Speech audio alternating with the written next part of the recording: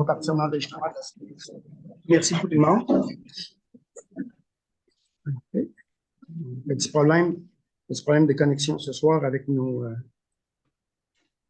Parfait. Donc, on va y aller comme à l'habitude avec la présentation de l'ordre du jour pour la séance de ce soir. 1, ouverture de la séance. 2, adoption de l'ordre du jour. 3, adoption des différents procès-verbaux, soit le 4 décembre. En 3.2, le 18 décembre en ce qui a trait au PTI.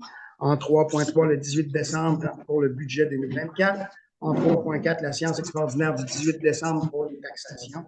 Et enfin, en 3.5, la séance extraordinaire du 20 décembre, également pour l'adoption des taux de taxation. En 4, administration. 4.1, gestion budgétaire et approbation des comptes, comme à l'habitude. En 4.2, dépenses incompressibles pour 2024. Ce sera suivi de la période d'information et de commentaires de la période du public sur les sujets à l'ordre du jour. En 6.1, avis de motion et dépôt du projet 1 du règlement 316-2023, dont le sujet est règlement modifiant la réglementation relative au plan d'implantation et d'intégration architecturale. En 6.2, l'adoption du projet final du règlement 324-2023, dont le sujet est règlement harmonisé sur la sécurité publique, la protection des personnes et des propriétés, dont l'acronyme est RHS4P. En 6.3, l'amendement pour le calendrier des séances du Conseil, les séances ordinaires pour l'année 2024. En 7, au niveau des affaires courantes maintenant, en 7.1, la démission de l'inspecteur municipal. En 7.2, la résolution autorisant la conclusion d'une entente relative au partage d'une ressource régionale en informatique. En 7.3, la résolution autorisant la conclusion d'une entente relative toujours en partage d'une ressource régionale pour le soutien aux directions générales, aux services administratifs et aux ressources humaines. En 7.4, l'autorisation de conclure une entente dans le cadre du programme Commémoration communautaire Patrimoine Canada avec le gouvernement du Québec.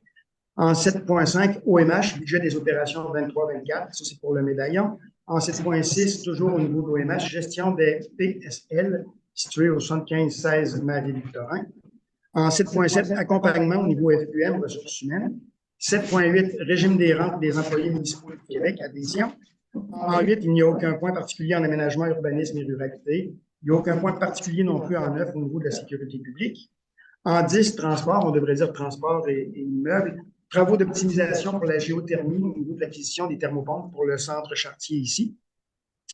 Au point 11.1, modification de l'entente pour la surcharge de carburant et les versements dans le cadre de la gestion du regroupement Loubinière Nord-Ouest, dont l'acronyme est RLNO. En 12, loisirs, famille et organismes, 12.1, autorisation de passage cycliste pour le défi Pierre-Lavoie au niveau de la boucle. En 12.2, concept préau, ce sera suivi, bien sûr, du lauréat et la période de questions du public, enfin la clôture de l'Assemblée. Avez-vous des questions, des commentaires ou des éléments, s'il vous plaît, autour de la table? Sinon, proposeur secondaire, s'il vous plaît. Robert et Marin, ça va pour tout le monde?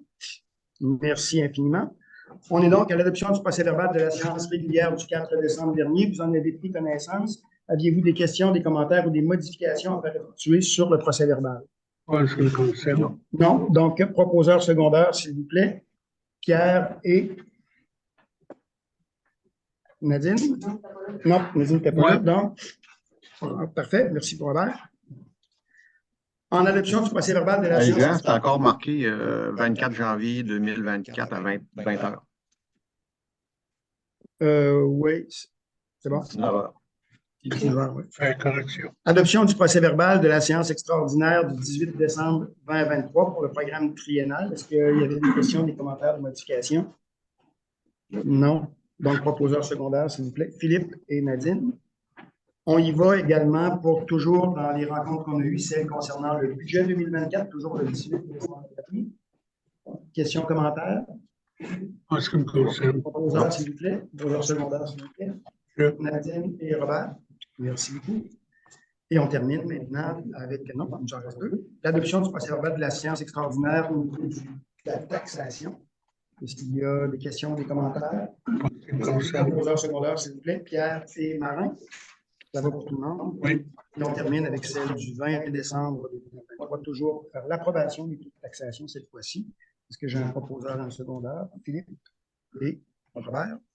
Merci infiniment. On a fait la tournée de l'ensemble des séances procès-verbaux. Gestion budgétaire et approbation des comptes. Bien sûr, on parle de la période qui vient de finir 2023.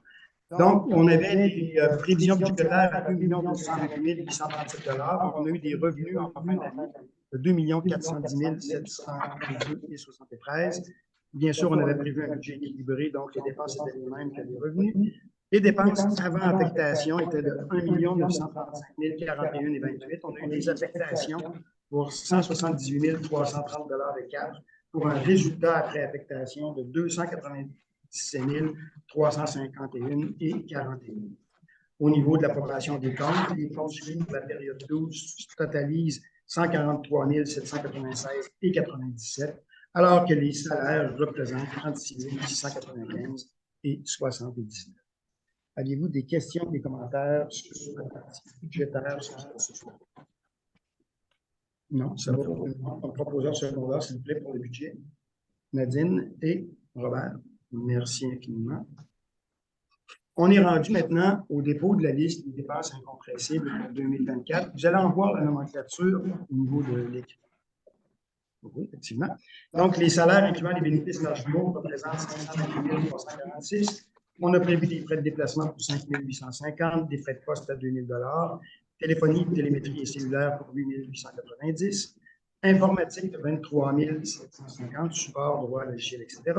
L'assurance responsabilité à 34 694, le contrat de déneigement, nos contrats de déneigement pour 320 759, la Sûreté du Québec à 150 002 $, la MRC de Louvière, nos différentes cotes-parts incluant vidange des fosses septiques, 212 096, les matières résiduelles à 204 483, l'électricité pour 85 800 $. On poursuit avec l'Office municipal d'habitation à 7 000 $, qui représente le 10 % de déficit qu'on doit assumer. Les tonnes de gazon et fauchage à 37 000 $, le centre Chartier au niveau de la géothermie, 5 000 $, les vérificateurs comptables, donc 35 000 $, immatriculation, contrôle et vérification mécanique à la SAC, 3 375 $, le MICAR à 2 279 $, le transport adapté, le réseau biblio, 5 600 $, le service de la dette, capital et intérêt à 210 760 $, et le service d'urbanisme pour 44 460 $, ce qui nous donne un grand total d'incompressibles de 1 928 952 $. Ça représente 81,13 % de l'ensemble du budget. Ça ne concorde pas avec ce que j'ai. Ça ne concorde pas lesquels? Ouais, je me disais, y a-tu juste moi?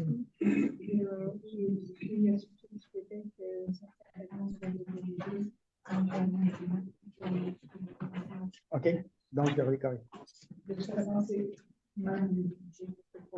C'est la même le budget. Parfait. Donc, parfait.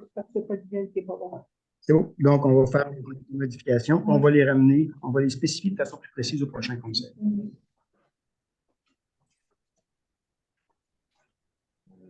Oui, Philippe? On ne le voit pas, donc on va le reporter. On va le ramener avec les correctifs à la prochaine séance de conseil. Puis, on va pouvoir vous le présenter. Par contre, le portrait global, là, avec le 80 %, reste pas mal dans les yeux de ce que ça représente là, au niveau des incompressibles pour la municipalité. Parfait. Ça va pour tout le monde? Oui. Ouais. Bon. On continue avec la période d'information, commentaires du public sur les sujets à l'ordre du jour. Je n'ai pas d'éléments particuliers ce soir. Parfait. On va donc poursuivre. On va aller en point 6. Législation 6.1, l'avis de motion du dépôt de projet de règlement 316-23. On parle ici, bien sûr, du règlement modifiant le règlement sur les plans d'implantation et d'intégration architecturale. C'est une modification qui est quand même très simple qu'on apporte au niveau de ce règlement-là. L'article 3 vient vous dire que le but du règlement, c'est qu'on vient remplacer, on vient dans le fond abroger certains annexes pour les remplacer par d'autres. Donc, le présent règlement vise à remplacer les annexes 1, 2 et 3 du règlement sur les plans d'implantation et d'intégration architecturale par l'inventaire des immeubles patrimoniaux datant d'avant 1940 qui a été conçu par la MRC de Louvière en 2022. Il vise également à procéder à des correctifs afin de faciliter certaines applications réglementaires. L'article 5 vient abroger les annexes 1, 2, 3 et 6, qui étaient les anciennes annexes qui nous expliquaient les bâtiments, avec les dates des bâtiments et tout ça. Donc, ceux-là sont abrogés. L'article 6 ajoute de l'annexe, qui est ajouté l'annexe 1, qui est la nouvelle annexe avec l'inventaire du patrimoine qui a été fait par la MRC. Donc, c'est assez simple de ce côté-là. L'article 7 vient modifier l'annexe 4. Donc, c'est le titre qu'on vient modifier. L'annexe 4 devient l'annexe 2. L'article 8 vient modifier l'annexe 5 qui devient l'annexe 3. Les autres modifications dans l'ensemble des articles visent principalement à rendre conforme ces articles-là avec la nouvelle numérotation des annexes. Donc, c'est principalement dû à l'entrée d'une nouvelle annexe de l'inventaire de la MRC sur les bâtiments de 1940 et précédents.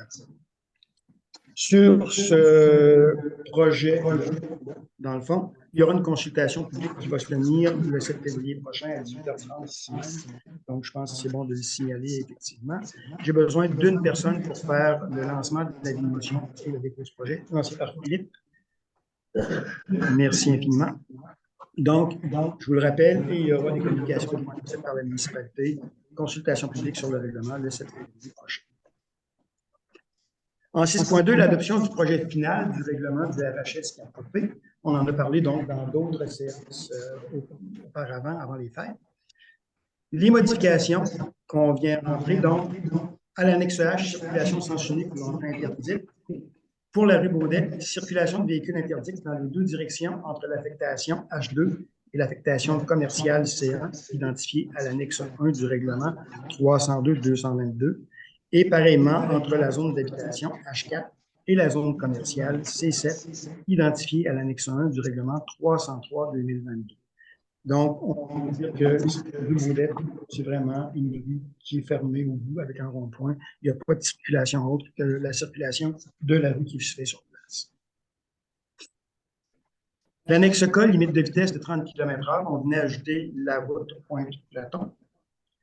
L'annexe P, comme on en avait parlé déjà au niveau des stationnements interdits, au niveau des stationnements municipaux, les stationnements de VR ou de 30 roulottes est interdit entre minuit et 7 heures en bordure de toutes les routes, rangs, chemins et rues de la municipalité, ainsi que dans tous les stationnements ou terrains de propriété municipale, sauf au belvédère Richelieu. La municipalité se réserve le droit d'autoriser le stationnement de véhicules sur les terrains et de propriété municipale lors d'événements ou d'activités. Donc, il n'y a pas de changement par rapport à ce qu'on avait précédemment dit. L'annexe R, disposition au niveau des animaux, l'augmentation de la licence de chien passe à 15 $. L'annexe S, au niveau des mauvaises herbes, on a l'ajout de deux espèces qu'on fait, donc le phragmite et le myrpoint bourdaine, qu'on va ajouter à l'intérieur des mauvaises herbes qui devraient être éradiquées à l'intérieur de la municipalité. C'était là l'ensemble des modifications, donc rien de nouveau par rapport à la dernière présentation, sauf peut-être au niveau de la rue Baudet, où on a apporté des précisions. Avez-vous des questions, des commentaires? Non. Donc, oui, Philippe?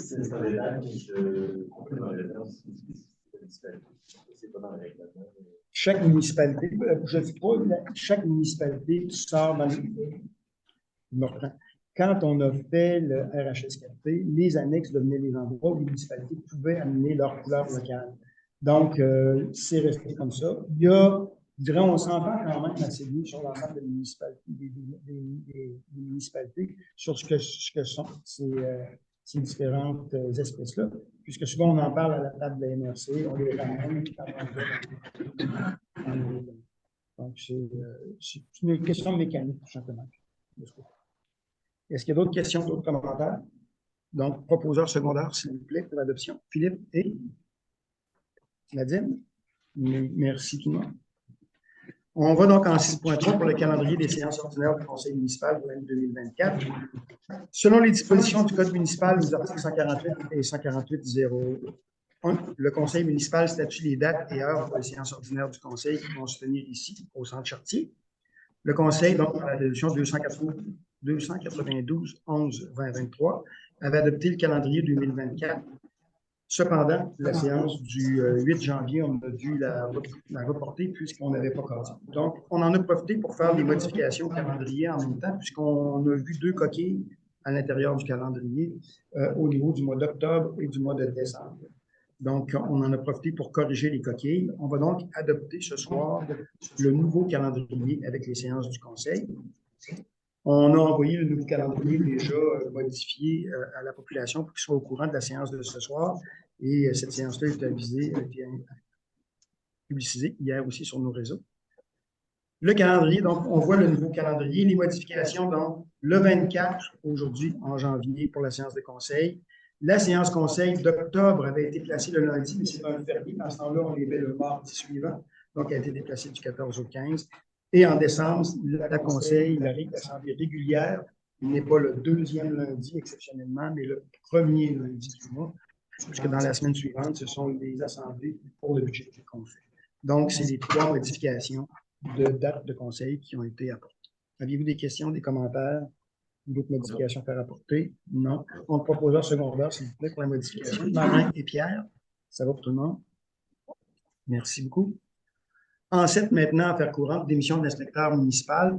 Donc, vous avez à l'écran la lettre que nous a remis M. Brodeur-Durand pour son départ. C'est avec regret que je vous remets ma démission au poste d'inspecteur municipal. Je cesserai mon lien d'emploi à compter du 19 janvier. Ce travail m'a permis de me développer et de mieux me connaître et de me faire découvrir mes intérêts et mes passions. J'aimerais remercier la municipalité de Lotbinière de m'avoir donné la chance d'avoir pu travailler pour mon village. Cordialement, Francis Brodeur-Durand. Écoutez, Francis nous a effectivement fait, je pense qu'il nous a donné 3 très belles années de travail chez nous. C'était un collaborateur fantastique. Francis ne part pas en chicane avec la municipalité, loin de là, il reste avec nous, il est même prêt à collaborer dans des étapes qu'on aura à faire prochainement au niveau de la municipalité. Il va juste donner cours à sa passion ailleurs, tout simplement. Donc, on va souhaiter à Francis, un grand merci à Francis. Je pense qu'on doit le souligner de façon particulière pour sa participation avec nous et on lui souhaite la meilleure des chances là, dans ses projets futurs. J'aurais donc besoin pour officialiser le tout, Philippe et Marin. Ça va pour tout le monde? Merci. 7.2, résolution autorisant la conclusion d'une entente relative au partage d'une ressource régionale en informatique. On se rappellera que ça fait un petit temps qu'on est sur ce dossier-là. On a fait une première résolution, je pense que c'est en février 2023, où on avait accepté de participer avec la MRC à une étude nous amenant vers la possibilité de faire du partage de ressources et en informatique. Et on va le voir dans le prochain sujet aussi au niveau de l'aide au DG et au niveau de l'aide administrative. Donc, on arrive vraiment à la conclusion de toute cette démarche-là. Donc, la MRC de Lotbinière et 13 de ces municipalités locales sont prêtes à conclure une entente pour un partage de ressources régionales en informatique.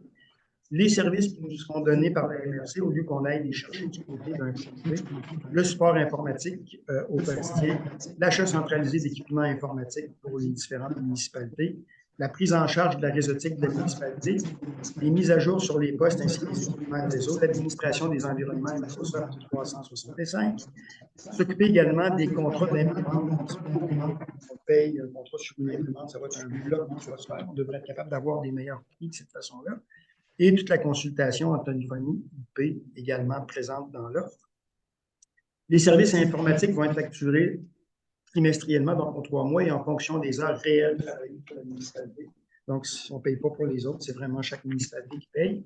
Le taux horaire est déterminé en fonction des tarifs de services de la MRC qui sont établis annuellement par résolution. Pour les services, les municipalités qui sont là au départ de l'entente vont jouir d'un rabais de 30% de services. Par contre, l'achat d'équipements, d'hébergement, les licences informatiques, elles vont nous être facturées au cost, simplement au coûtant. C'est une entente là, qui va remplacer, comme je vous disais, les services qu'on a actuellement avec une entreprise privée. La présente entente est valide de façon rétroactive du 10 juillet 2023 au 31 juillet 2028. Par la suite, elle va se renouveler pour période d'un an. Si jamais on voulait se retirer, il faut qu'on ait au moins 180 jours à l'avance pour pouvoir se retirer.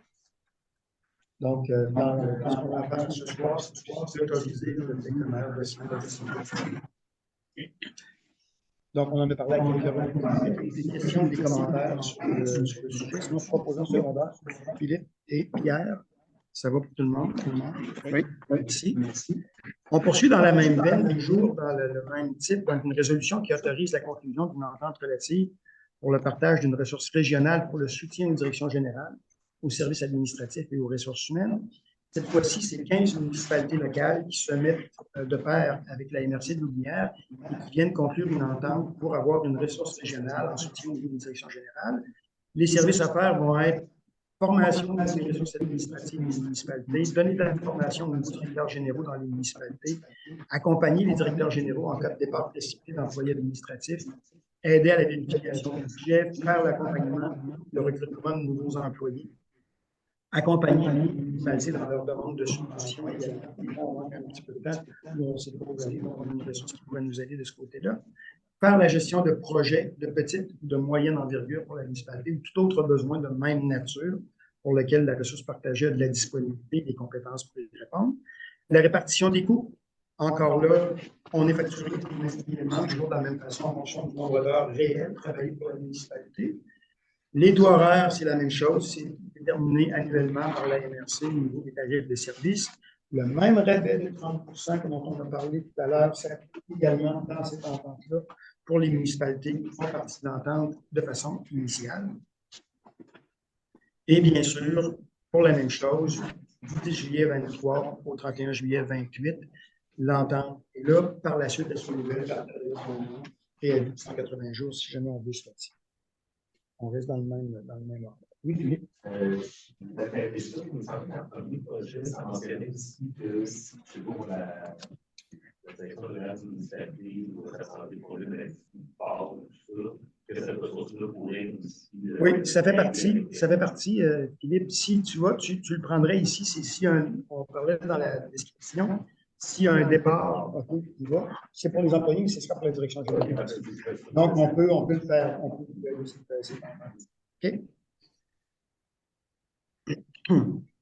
Est-ce qu'il y avait d'autres questions, d'autres commentaires sur le sujet? Non. Si vous êtes en accord, donc proposeur secondaire, s'il vous plaît. Nadine et Philippe, ça va pour tout le monde? Oui. Parfait. Et on serait rendu à 7.4 avec l'autorisation de conclure une entente dans le cadre du programme de commémoration communautaire Patrimoine Canada et le gouvernement du Québec. Donc, la municipalité a déposé une demande de subvention au programme de développement des communautés par le biais des arts et du patrimoine de Patrimoine Canada dans le cadre des fêtes du 300e et a reçu une réponse positive pour un montant de 19 100 $. Cependant, on est assujetti à la loi du ministère du Conseil exécutif qui nous dit que pour qu'un organisme municipal puisse, au préalable, conclure une entente avec un autre gouvernement, on doit avoir l'accord du gouvernement. Donc, dans ce cadre-là, on doit aller chercher l'autorisation du ministère des Affaires municipales pour pouvoir signer l'entente de subvention avec le gouvernement fédéral.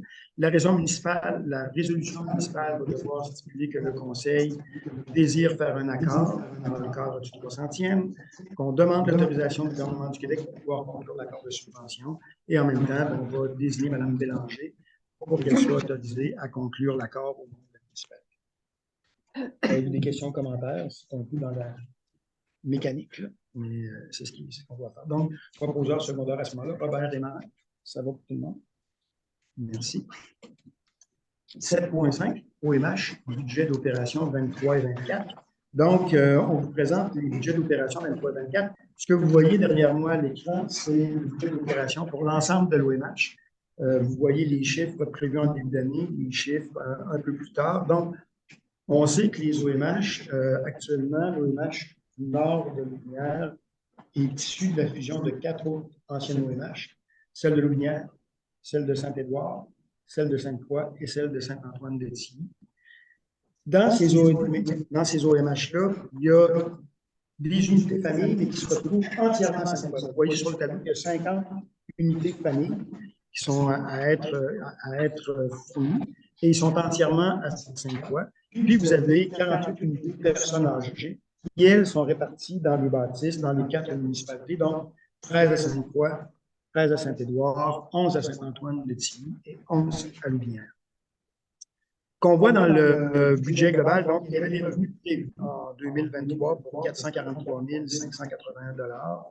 Je vous fais grâce de toute la nomenclature de toutes les dépenses. Simplement vous dire que les dépenses totales de l'OMH étaient 20 461 463 $. Donc, un déficit au niveau du fonctionnement de 1 024 182 $. 90 % de ce déficit-là, selon la charte qui a été signée avec la SHQ, est bien sûr payé par la SHQ, donc 943 916 $, alors que les municipalités doivent rencontrer leur part 10 de la facture, soit 80 966 $. Pour nous, Lotbinière, le montant est très petit dans ce 80 000-là, pour deux raisons. Un, on a 11 unités de logement seulement.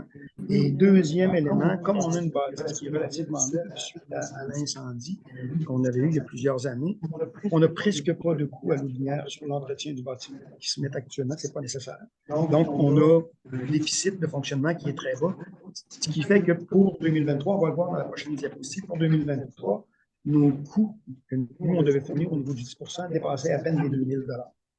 Okay? Donc, c'est un coût qui était quand même très, très bas. Si on recule avant l'incendie, c'était des 11 000 $ qu'on devait payer par an sur le déficit. Si je vous continue puis que je vais vous faire la présentation de la partie 2024, on voit ici la partie 2024 pour l'ensemble. On voit que le budget 2024 est un budget qui, de façon globale, est beaucoup moins imposant. Donc, on voit que le total des dépenses se termine à 769 000 $. Les principaux écarts, vous pouvez les voir avec l'année précédente. Donc, il y a un moins grand montant en termes de financement et surtout, il y a beaucoup moins de travaux d'amélioration et de modernisation. Il y a eu énormément de travaux qui ont été faits dans les dernières années, principalement dans la rue Lafleur à Sainte-Foy, où sont les logements sociaux. On vient à terme de cet ensemble-là, donc ça fait diminuer les coûts pour l'année qui s'en de façon assez importante, d'où un déficit là, prévu pour l'ensemble de l'œuvre de 260 000 $ pour cette année.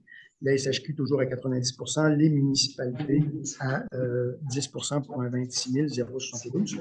Pour nous, à Lotbinière, quand on compare le budget qui était prévu pour 23 et le budget prévu pour 24, on voit qu'en 23, c'est un budget prévu de revenus de 57 600. On pense que ce sera 64 628 au niveau de 2024. Au niveau des dépenses, il y aura un total de dépenses de 78 000 qui était là l'an dernier. Cette année, on parle de 74 846. Donc, un déficit de 10 000 $ pour cette année, alors que c'était un déficit de 20 000 $ l'an dernier.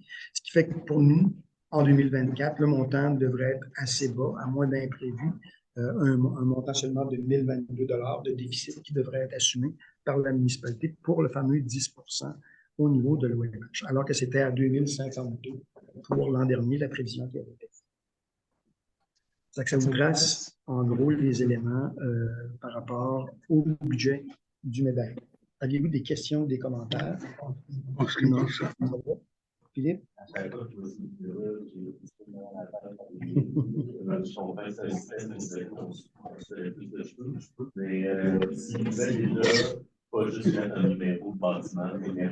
Oui, on l'a demandé, ça serait commencé. On l'a demandé, effectivement. Bienvenue.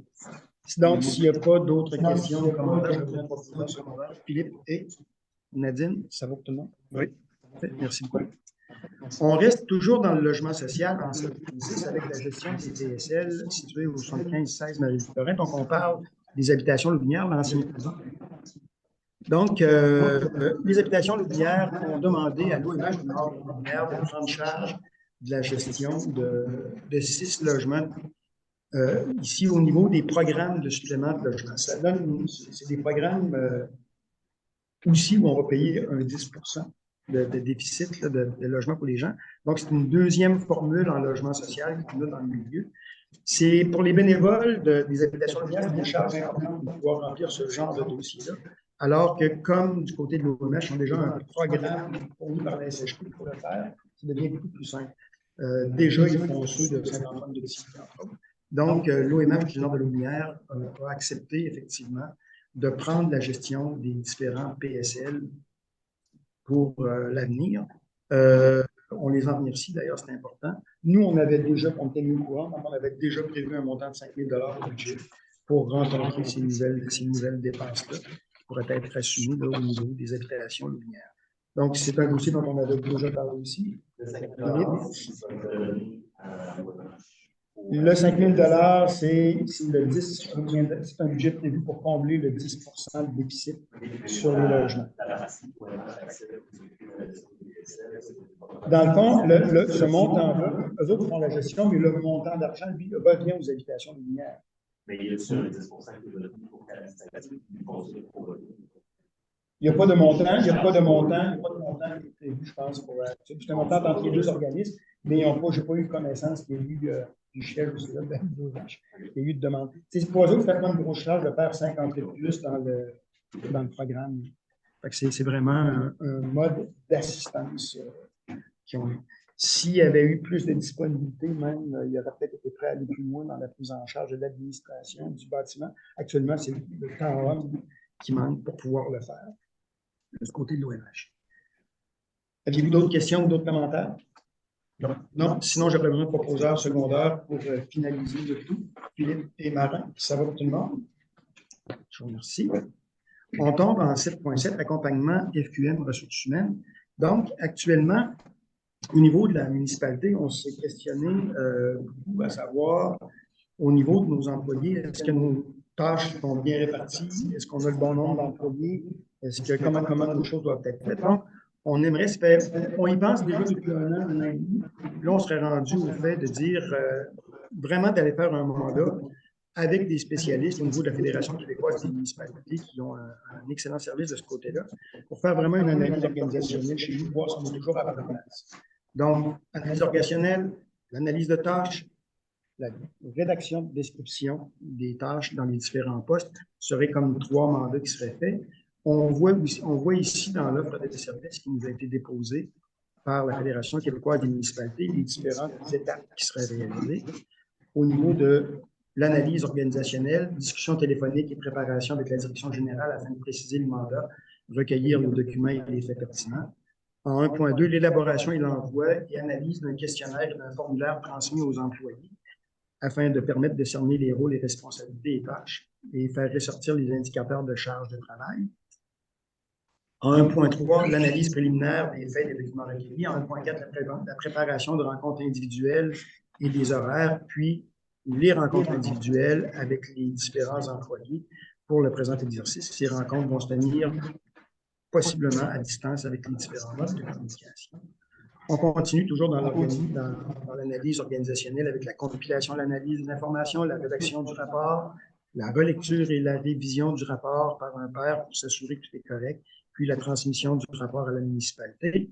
Le point 10 n'est pas inclus dans l'offre actuellement. Si on voulait qu'ils viennent, eux, nous faire une présentation du rapport, il y aurait des coûts supplémentaires qui viendraient s'ajouter. Ça, c'est pour la première partie. Dans la deuxième partie, au niveau de l'analyse de tâches, on parle donc toujours de discussion avec les représentants de la municipalité, l'obtention des documents, la préparation, la transmission des grilles d'analyse de tâches, puis afin de bien évaluer les charges de travail, le niveau d'occupation, l'opportunité de réorganiser les tâches au besoin. En 2.3, l'analyse des descriptions de postes actuellement en vigueur, la rédaction de conclusions. Tout au long du processus, bien sûr, il y aura des échanges avec les différents partenaires pour s'assurer de l'efficacité de l'information pour arriver au bon résultat. Et en 3, il y aura révision et rédaction de la description de tâches, donc la validation par la direction générale des orientations qui ont été prises dans l'analyse organisationnelle et la description de tâches concernant le nombre, le titre, les grands axes, les contenus de chaque poste, les analyses préliminaires des descriptions de tâches, les documents disponibles, la rédaction des descriptions de tâches pour les 6 postes. Et tout au long, il y aura encore là des échanges. Le budget qui a été prévu pour l'ensemble de cette analyse, ce qu'on avait déjà discuté quand on avait parlé de budget, entre autres, c'est un budget de 15 000 $. On parle là pour la FQM d'environ 100 à 110 heures de travail pour passer à travers l'ensemble des 3 étapes. Est-ce qu'on a un programme d'aide pour ça, vu que c'est par la FQM en plus, ou c'est... Non, pour l'instant, on n'a pas de... Les taux horaires, c'est les taux professionnels. C'est le taux du marché, c'est ça, oui. Actuellement, il n'y a pas de programme d'aide au niveau de cette analyse. Philippe? Pas cher. C'est des taux professionnels. Moi, je suis un projet dans lequel j'ai investi pour c'est pour quel poste, mais c'était pour un processus d'embauche, dans des postes, c'était pour le poste de DG. Donc, le service qu'il avait fourni, quand même, c'était un bon accompagnement. Je trouvais que ça valait ce que ça... Ça valait le coup qu'on investisse. Allez, merci. Est-ce qu'il y a d'autres commentaires ou d'autres éléments? Donc, sinon, j'aurais besoin d'un proposeur secondaire si vous êtes en accord avec la proposition. Robert et Nadine, ça va pour tout le monde? Oui, oui, merci beaucoup. Et on poursuit en 7.8 avec le régime des rentes des employés municipaux du Québec. Ça fait déjà un petit peu de temps qu'on regarde pour essayer d'amener nos employés à avoir un régime de rente pour leur retraite. Et actuellement, on aurait la possibilité de le faire avec le régime de rente des employés municipaux du Québec. Donc, on voulait y aller. Les employés ont été consultés. La majorité des employés de la municipalité étaient intéressés effectivement à adhérer à un programme comme celui-là. L'adhésion serait effective au 1er janvier 2024. Pour les employés, on sait que c'est un régime à cotisation déterminée, non pas à prestation déterminée, qui serait mis en place. La participation du salarié serait de 3 % de son salaire et la participation de la municipalité serait également de 3 % du salaire de l'employé. C'est ce qu'on retrouve, je pense, de façon assez habituelle de ce côté-là. Donc, on viendrait également ce soir, à l'intérieur de la résolution, mandater Mme Bélanger pour finir de mettre en place le régime et Mme Sabrina Marion, qui est notre trésorière adjointe, pour transmettre à Desjardins, qui est l'administrateur du régime actuellement, de verser les cotisations qui sont prévues sur les paies. Est-ce que vous aviez des questions ou des commentaires par rapport à tout ça? Non. Si vous êtes en accord, proposeur secondaire, proposé par Robert, appuyé par Pierre, ça va pour tout le monde? Oui. Oui. Je vous remercie beaucoup. On poursuit maintenant transport. On devrait dire transport et immeubles. Ici, on parle de travaux d'optimisation de géothermie, acquisition de thermopompes. On se rappellera que l'été dernier, on a eu un bon problème de thermopompe ici au niveau de la bâtisse. Il a fallu faire des travaux d'urgence, il a fallu réorganiser des choses. On a des thermopompes qui marchent actuellement, mais qui sont vraiment en toute fin de vie et il faut en faire le remplacement. On a donc fait faire les expertises. On a demandé des soumissions. On a seulement eu 2 réponses aux soumissions demandées. Une de Service Prima pour 2 thermopompes à 86 680 $ avant taxe. Et Système géothermique Jean-Guy Sanson ne soumissionne pas sur ce type d'installation qu'on a, refroidi à l'eau. Il n'y a pas beaucoup d'entreprises qui travaillent avec ça actuellement, qui veulent travailler avec ça. Donc, Prima, c'est une entreprise qui nous a fait les expertises au départ sur l'ensemble. On a eu un excellent service, on ne serait pas inquiet. Il y a quand même un délai de livraison assez important. On parle de 11 à 13 semaines. Puis, on devrait, avec ça, finaliser le dossier et avoir un système qui va avoir été remis à neuf et remis aux normes par rapport à tout le service de géothermie qu'on a à l'intérieur du centre. Donc, on devrait pouvoir clore ce dossier-là, oui, Philippe? Les garanties sur ces travaux-là, c'est combien? C'est une bonne question. Faudrait revérifier avec Prima, Philippe, au niveau de la garantie, au niveau des pièces, c'est 2 choses différentes. Mais, le centre, c'est 2010, je crois. C'est ça. Puis, tu sais, on se rappellera que quand on a fait faire les expertises, on s'est fait dire qu'il y avait eu un problème dans la conception. C'est ça. Fait qu'il y avait un problème de conception à l'intérieur, puis il y avait même probablement un autre problème d'utilisation de certains liquides qui avaient été faits à l'intérieur. Qui ont fait que ça leur réduit la durée de vie du thermomètre. OK. C'est ça. Ça va? Aviez-vous d'autres questions? Vous avez dans la proposition. Oui, tu les as-tu devant toi? Oui. On a 1 an seulement sur les pièces, selon la main-d'œuvre, 5 ans sur les compresseurs. OK. Merci beaucoup, Pierre. Mais la main-d'œuvre, donc, si on installe ça, puis on a des problèmes à 3 mois pour payer la main-d'œuvre. On va avoir une main-d'œuvre. Mais c'est la seule soumission qu'on a avec ça.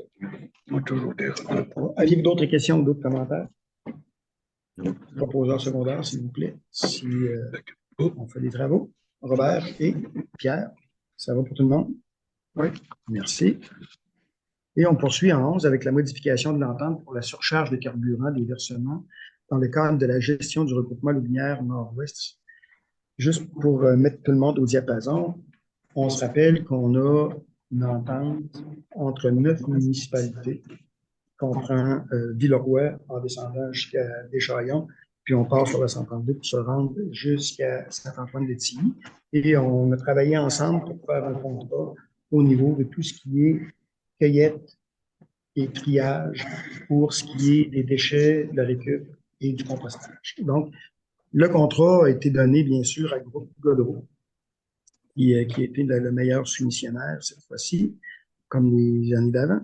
Et à l'intérieur de ce contrat-là, il y a des montants qui sont prévus, comme dans tous les contrats de type cueillette comme ceux-là, ou de type neige maintenant. On retrouve une séquence, une partie sur l'essence, la surcharge d'essence, qui peut être pour gérer la fluctuation des prix, OK, à ce moment-là. Au niveau de l'entente qu'on avait avec Groupe Godreau, on devait une fois par année, on recevoir là, le 31 mai, puis on faisait des paiements sur 3 mois pour les coûts de surcharge en carburant.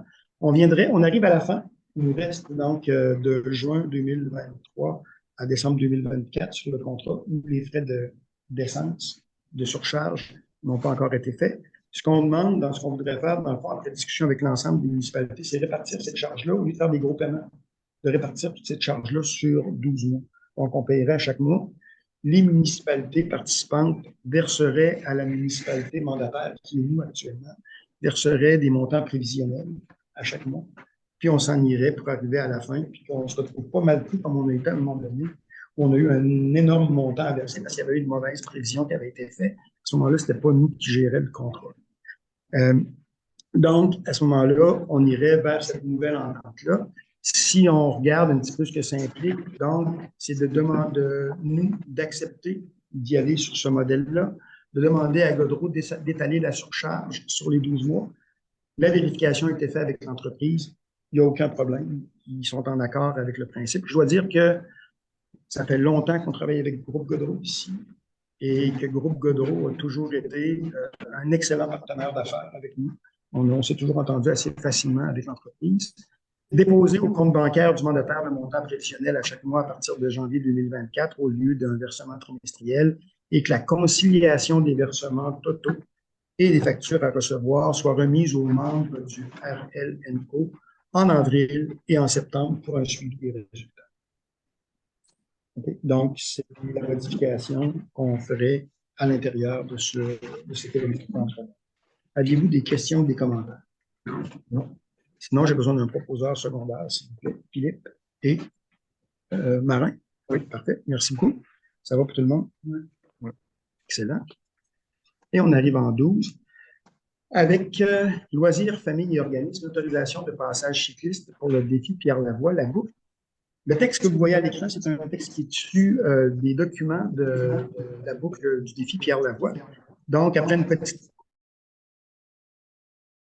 pause, la boucle est de retour, je m'en fais le lecture. Ce sont donc plus de 5000 boucleurs qui se joindront aux cyclistes du 1000 km pour 135 km le samedi 15 juin 2024. La boucle constitue une étape importante du 1000 km et est ouverte à tous les ambassadeurs de saines habitudes de vie qui désirent appuyer les objectifs du grand défi Pierre-Lavoie.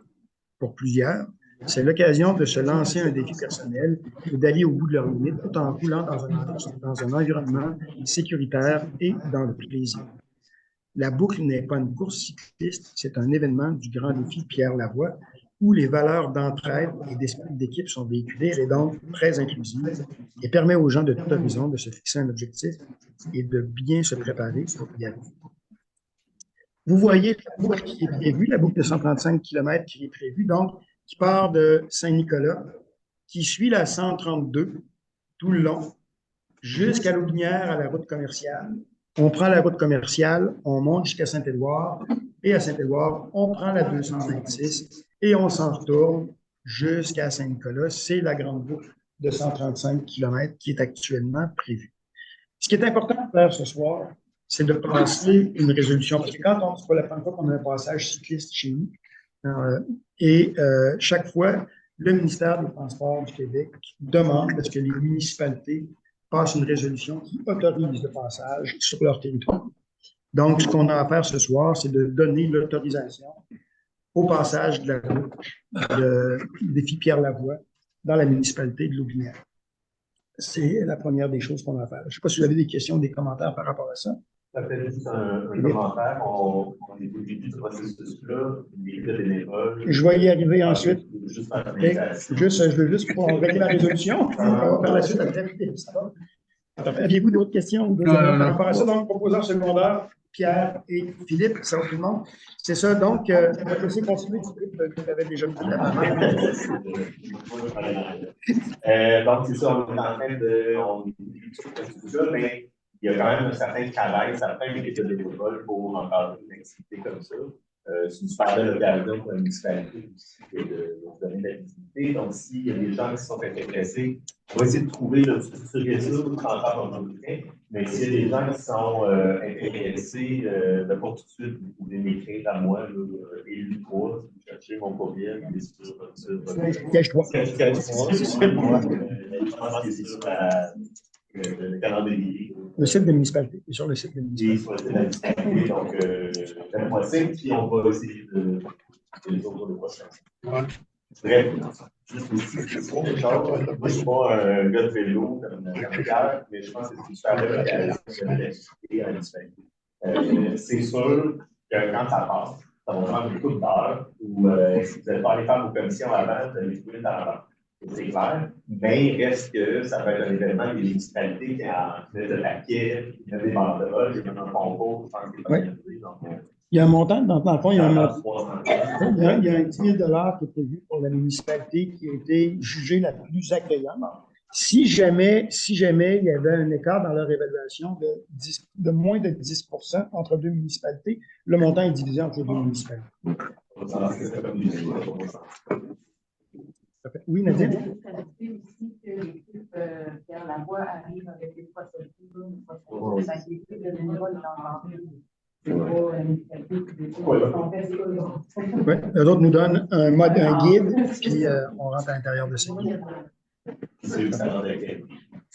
Oui, par la suite, nous, on fait notre résolution, eux s'organisent avec le reste par la suite. C'est bon? Oui. Avez-vous d'autres questions par rapport à ça? Non, ça va pour tout le monde. La résolution est déjà prise, donc on peut passer en point suivant. Concept préau. Donc, en février 2023, la municipalité avait déposé une demande au Fonds Région Ruralité, volet 4, pour obtenir une aide financière afin de planifier nos installations au niveau du terrain des loisirs en bas. Principalement par rapport au préau, qui arrive en fin de vie utile, comme tout le monde le sait. Le 10 juillet 2023, on a reçu une réponse de la ministre des Affaires municipales et de l'Habitation qui nous a octroyé une subvention de 50 000 $ dans ce cadre-là. On a donc donné un mandat à Co-Architecture pour développer un concept de bâtiment 3 saisons pour remplacer le préau actuel. C'est un concept qui vient de nous être déposé. Dans le fond, on l'a reçu le 22 décembre, juste avant de partir en congé. Donc, ce soir, on va regarder ensemble pour approuver ce concept-là. Si nous, au niveau de la table, on approuve le concept, on aura ensuite une rencontre avec la population pour présenter le concept comme il faut et s'organiser pour que tout soit bien fait. La date, bien sûr, de cette présentation-là reste à déterminer actuellement. Donc, la première étape avec Co-Architecture, celle qu'on vous a déposée ce soir, c'est réalisée pour un coût approximatif là, de 28 000 $, à quelques centaines de dollars près. Suite, si on accepte cette présentation-là, ce principe-là, on part après ça dans la deuxième étape, toujours avec Co-Architecture. On se rappellera de l'offre qu'on nous avait faite. Il y a un 238 000 $, qui reste à peu près à dépenser pour faire la finalité du projet. Ils vont même nous aider dans la recherche de subventions pour réduire le coût du projet au maximum. Donc, on y va avec un élément qui est global. Juste pour vous donner un petit avant-goût de ce que c'est, le nouveau bâtiment pourrait ressembler à celui-ci. C'est une vue qu'on a à partir de la berge. Donc, c'est un nouveau bâtiment. Le projet comprend un bâtiment, mais comprend aussi des aménagements extérieurs autour du bâtiment. C'est ce qui ramène l'ensemble du projet. Donc, on va vous inviter de façon précise pour faire la présentation de ce projet-là, qui est absolument intéressant par Co-Architecture. Est-ce que vous avez des questions ou des commentaires? Oui, Nadine? Alors, la présentation, ça va être la firme va être ici. Nous, on va être présents, c'est sûr, mais la firme va être là parce que eux autres, c'est eux autres qui ont les détails, qui peuvent expliquer les matériaux, pourquoi les choses ont été choisies. qu'est-ce qui a choisi aussi, pourquoi ils ont choisi ce modèle-là de bâtiment, etc. C'est eux qui vont pouvoir amener les justifications, c'est les professionnels. Ça va? Autre question ou commentaire? Oui, Philippe? C'est clair que l'argent a été découvert en grande partie de cette étude qui a été faite par le faire. L'étude, oui. Dans le fond, là, si on prend les deux montants que je vous ai dit, on parle de 66 000 à peu près que ça va avoir coûté pour faire l'étude globale. Là-dessus, on a une subvention de 50 000. Donc, à la municipalité, c'est un montant de 16 000. OK? Fait on a quand même un coût assez, Moi, j'aimerais ça juste assez dire intéressant. le point, parce que là, les gens qui sourcillent, c'est des projets qui prennent beaucoup de temps à faire. Ils demandent de l'argent de la municipalité, effectivement. Puis, si, tu sais, on a deux choix. Ou on se met peut-être ensemble, qu'on attend que le virtuel rentre ensemble avec notre tête. Parce que c'est un peu ce qui est en train de se passer. Ou on commence à avoir dans ces réflexions-là. Il y a eu une première présentation de réflexion de tous invités à l'automne dernier pour parler de l'aménagement global, de l'installation des loisirs. Ça, c'est plus spécifique au Préau. Mais on ne peut plus faire des affaires de nuit sur le point de vue. Donc, c'est important, on est au 21e siècle, c'est important de parler de besoins, c'est important d'avoir ces études. Ça paraît beaucoup d'argent, mais c'est, selon moi, la bonne méthode de faire. Juste, tu sais, qu'on demande d'argent. De un, on a des leviers de subvention. De deux, c'est important qu'on commence à réfléchir à ça. Probablement que la réalisation de ça, ça se passe quand je suis conseiller municipal. Tu sais, c'est là où des projets qui sont sur c'est ça. Puis légalement, quand c'est des bâtiments publics, tu es obligé d'avoir architecte et ingénieur. Je choix de procéder. Ça va? Merci. Est-ce qu'il y avait d'autres éléments par rapport à ça? Ça va pour tout le monde. Donc, j'aurais besoin, si vous êtes d'accord avec le concept, j'aurais besoin d'un proposeur secondaire, Pierre et Nadine. Ça va pour tout le monde? Oui. Parfait. Donc, on serait rendu en 16 à la période de questions du public. Oui.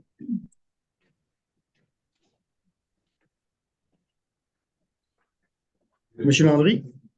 C'est pas une question, c'est uniquement un commentaire.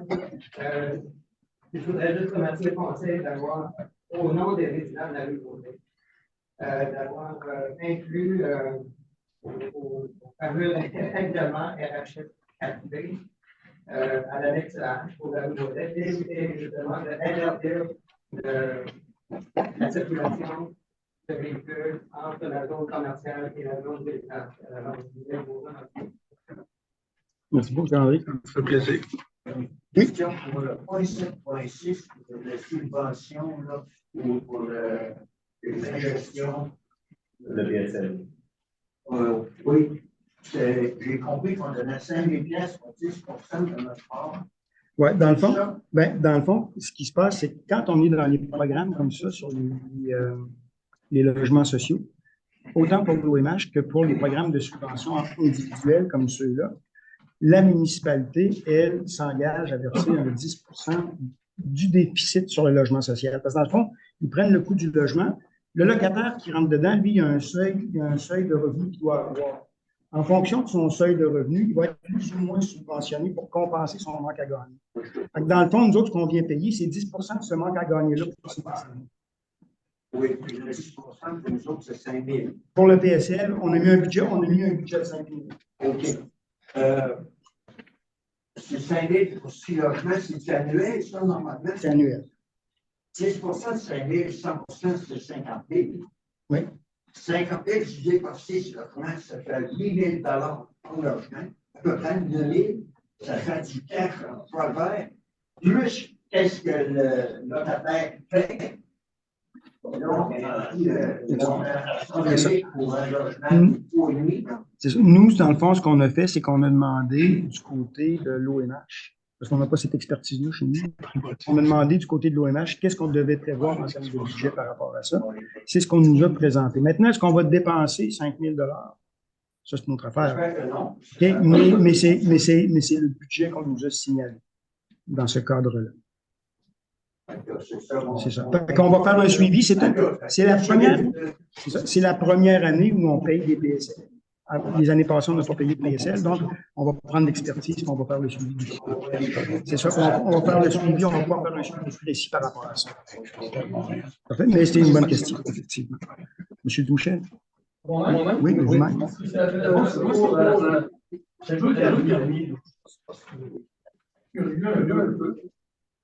Si j'ai compris, on va changer les compresseurs. On change les pompes. Ouais, les deux thermopompes complets. C'est des compresseurs. Vas-y. C'est un compresseur de réfrigération qui marche soit d'un bord ou de l'autre. Tout le bord, c'est un compresseur. Fait qu'il faut changer. Est-ce qu'on a des gens qui ont regardé ça, qui ont regardé des compagnies fiables, commerciales, comme du train, du Wiener, des compagnies industrielles, commerciales qui en font. C'est pas des affaires qui sont faites, on va prendre ça pas cher, et let's go. Actuellement, tout le travail qu'on a fait jusqu'à maintenant avec la compagnie Fruma, parce qu'on faisait affaire avec une autre compagnie avant, avec laquelle on n'a vraiment pas été satisfait. Là. On a donc modifié dans les derniers appels, et c'est Fruma qui a toujours été le meilleur soumissionnaire pour nous. Jusqu'à maintenant, ils nous ont donné un excellent service. OK? Ils ont bien retravaillé. J'ai confiance que ce qu'ils nous proposent comme Parce que moi, je suis. On n'a pas ça bien fait, ça fait que c'est pour ça que je suis statique. Des fois, c'est bon de demander une compagnie qui a travaillé, mais là, il y a une deuxième, des expertises. Savoir, là, si on sait les pièces d'équipement qui sont des ça, il y a des non-compagnies. C'est pas dur. Peut-être pas. S'il y a des problèmes à ce compte-là, dans le réseau, il y a des gens. Touche pas ça. Moi, c'est ça. C'est ce qu'il fait. On va faire des travaux. C'est ce qu'il C'est ce qu'il fait. On va des frames, là. L'équipement, Ingersoll-Rand, des compresseurs. Bon. Qui 20 ans, 40 ans. La thermo, c'est pas bien compliqué. La seule chose, c'est qu'on réfrigère. On prend l'énergie qui est dans l'eau. Pour soit qu'on extrait la chaleur, ben, on refroidit l'eau. C'est un ou l'autre. C'est pas bien compliqué. Fait que c'est ça. Mais moi, j'ai confiance que ce qui nous est proposé par la firme, qui est comme je dis, est-ce qu'on va avoir, quand ça va être fait, les points de mon question, quand ils ont changé ça, ben, on vient à la municipalité, puis on. Écoute, dans le fond, actuellement, c'est l'ensemble du système qui va avoir été refait. Là, aujourd'hui, on parle bien sûr des deux thermopompes qui sont changés, mais vous assistez aux réunions de façon régulière. Vous savez qu'on a fait plusieurs autres dépenses sur de la plomberie qui a dû être fait, sur différents éléments qui ont été. Donc, tout la remise en ordre et la remise en état, puis de modifier les concepts qui avaient été mal faits ici, là, ça nous a coûté au bout de la ligne tout le projet au complet autour de, je vais un petit peu au pif, là, mais autour de 135 000. C'était un projet approuvé par Hydro-Québec. Ben, il n'y a pas de. Hydro-Québec. Ben, c'était. J'étais pas là à l'époque. C'était à l'intérieur probablement de la subvention. C'était de la construction. C'est ça. C'est là que ça s'est passé. Ça va? Merci. Est-ce qu'on avait d'autres questions? Monsieur Beaumecard? Monsieur le maire, bonsoir, salut. Je vous souhaite une bonne année au 2024 sur la première semaine. Merci. Je suis venu aussi dans le soir, il y a une histoire de la c'est pas de façon privée. Il y avait quand même des gens de soins. Il s'arrêtait avec ce qu'on voit. C'est dit, moi, tu peux se présenter 50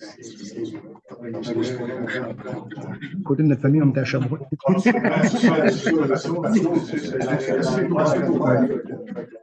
C'est vraiment une quarantaine de centaines de citoyens au pic de ce soir-là. Ça nous en parle à nous. Ça se fait comme ça. Je vais revenir sur la séance d'information pour le cœur villageois. Je ne vais pas rentrer dans les détails. Ce soir-là, il y a eu des assistants départements. Puis, je vous en rappelle impliqué le directeur général qui se présente dans l'ensemble de Monsieur Guibault, je vais vous demander immédiatement. Non, je vais faire juste une mise en garde avant. Okay? Je vais faire une mise en garde avant. Le dossier dont vous voulez parler actuellement, c'est un dossier qui est en enquête au niveau de la Sûreté du Québec. Donc, du côté de la municipalité, il n'y aura aucun commentaire qui seront faits. Ça va? On va parler, je m'appuie sur les 25 ans. gestionnaire opérateur. Là, je vais emmener deux volets. Il y a un volet qui est judiciaire et pénal, que vous avez mentionné, qui est en cours de procédure. On va laisser ce côté-là du volet ce soir. De toute façon, ce n'est pas nous autres de lier ce côté-là, on va en parler. Il y a un volet administratif et disciplinaire. Ça relève de l'évolution. Mais ce qui s'est passé ce soir-là, comment se fait-il que les personnes concernées, comment se fait-il que les personnes concernées, on a pris le recours parce que comment se fait-il que certains de vos conseillers n'étaient pas au courant de ce qui s'était passé? Comment se fait-il? Comment se fait-il que même ça, ce soir, cette séance-là s'est passée pendant un temps? Et qui a fait en sorte que les terribles, c'est beaucoup de choses. Il y a beaucoup de choses qui se passent. Là, les autres, on rentre pas dans ces dossiers-là. Comment ça se fait, le côté administratif, avec d'un mois et demi? Là, les autres, on rentre pas dans d'un mois et demi de conseil, parce que si vous êtes responsable quand tu parles de disciplinaire et administratif, là, vous envoyez. Le côté disciplinaire de la municipalité touche exactement les mêmes événements. On touche, c'est le même événement dans la même soirée. Okay? Il y a une soirée, il y a un événement global, et ça touche le même événement.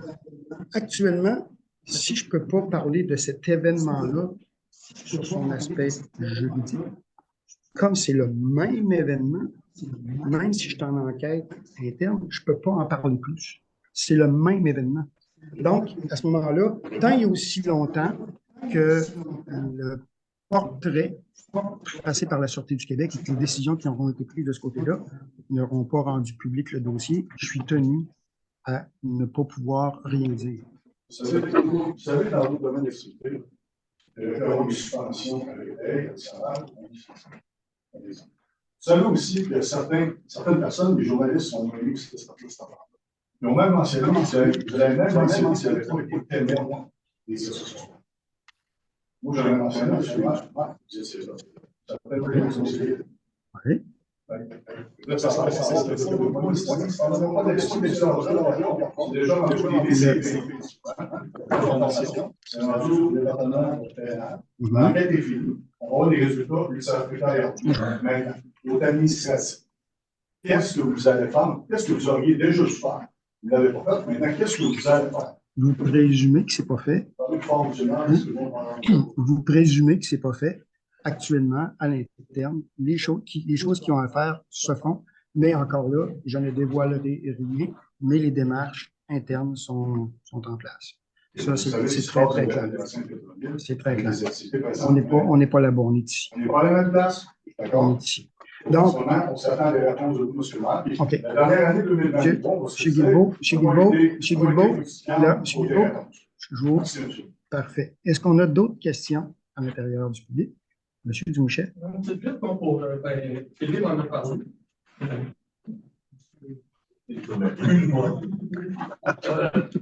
Pour le Bréau, là, je sais qu'il y a des dépenses. Puis qu'aujourd'hui,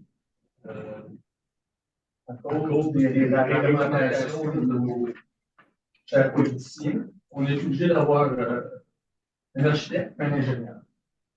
Mais ce qui aurait pu, parce qu'on aurait pu, je vous dis ça comme ça, faire exemple, parce que ça se fait dans certains endroits, on fait un concours avec des architectes, des ingénieurs. On fait un concours, présentez-nous vos projets. Celui qui aura le meilleur projet, il pourra. Ça de même. Ouais. Mais là, c'est trop. On est trop loin, ça fait qu'on peut pas. Je vais quand même vous fournir une vraie réponse par rapport à ça. Quand on a voulu avoir un architecte pour travailler sur le dossier, ça a été très, très, très difficile de trouver une personne, un groupe qui voulait le faire. Okay? Il a fallu pousser, faire jouer des contacts, qu'une firme décide de prendre le projet, tout le monde se disait surchargé. Donc, avoir été en concours, on n'aura probablement pas eu plus de soumissions. On avait de la misère à avoir une personne en fouillant le temps poussé. Donc, on a fini. Mais le principe est intéressant. Je vous le conseille. Ça comme ça parce que je vous le conseille. On peut aller, par exemple, à l'Université Laval et puis s'en aller se faire arranger les dates par les étudiants. puis ils sont accompagnés d'un Ouais. dentiste. Mais nous, c'est pas le job que les cabinets de dentistes à prix très réduit. Je vous dis ça même, s'il y a une prochaine fois, on pourrait peut-être faire appel à des étudiants qui ont l'expertise et puis qui sont entourés de gens qui ont la compétence. Parfait. Merci beaucoup de votre suggestion. Merci de votre suggestion. Parfait. Est-ce qu'on a d'autres questions? Donc, puisqu'il n'y a pas d'autres questions, ça met fin à la période de questions. La levée de l'Assemblée, s'il vous plaît. M. Péloquin avec M. Gros. Merci beaucoup tout le monde. On espère vous voir le mois prochain. Avec d'autres questions.